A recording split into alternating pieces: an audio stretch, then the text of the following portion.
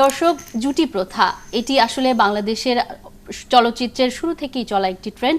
আমরা যদি একটু সোনালী সময়ের দিকে তাকাই, 60-এর দশকে আমরা দেখব রাজ্জাক কবরী, রাজ্জাক ববিতা দিয়ে শুরু, এরপর সালমান শাহ, শাবনূর, সালমান শাহ, মৌসুমীর জুটি আমরা দেখেছি।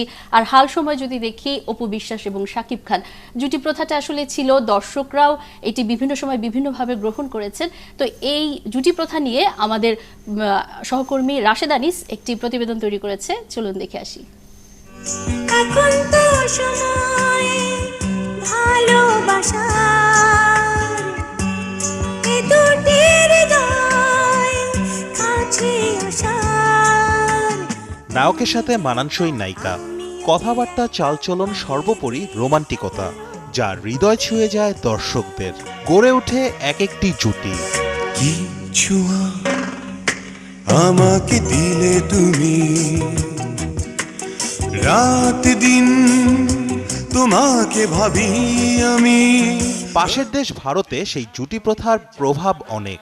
শাহরুখ, কাজল, সালমান, মাধুরী, উত্তম সুচিত্রা জুটির সফলতা সেই গল্পেই গাথা।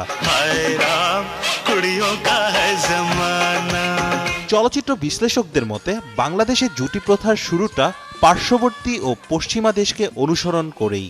এটা হলিউডের ছবি তো আসছে, আমাদের দেশে আসছে, ব্রিটিশ ছবি তো আসছে, হিন্দি ছবিতে বেশি দেখা গেছে।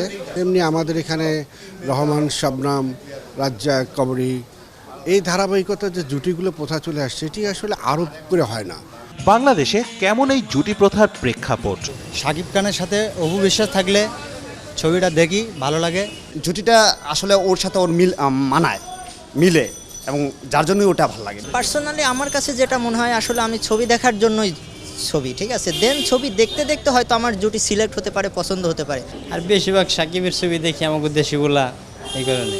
তোকে ঘিরে স্বপ্ন সাজাই আমি 12 মাসে। দর্শক জরিপে এদেশের ছবিতে জুটি থেকে প্রাধান্য পায় নায়ক নির্ভর ছবিগুলো।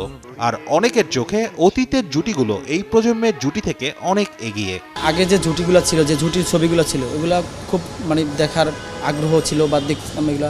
নায়কের লাগে বেশি দিই। বর্তমান প্রেক্ষাপটে নায়ক নায়িকার যে আসা যাওয়া বা যে গল্প টল্প, এতে এখন জুটিকে প্রাধান্য আমার মতে দেওয়া হয় না। তবে তারকাদের অনেকের কাছে এদেশে জুটি প্রথার ব্যাপকতাও অনেক। আমি যেমন একসময় ছোটবেলা ভাবতাম যে রাজ্জাকের ববিতা হাজবেন্ড ওয়াইফ, যখন জানলাম যে তার হাজবেন্ড ওয়াইফ না, আমার খুব মন খারাপ হলো, বিকজ তাদের এই জুটিটাকে আমার এমনভাবে ভালো লেগেছিল।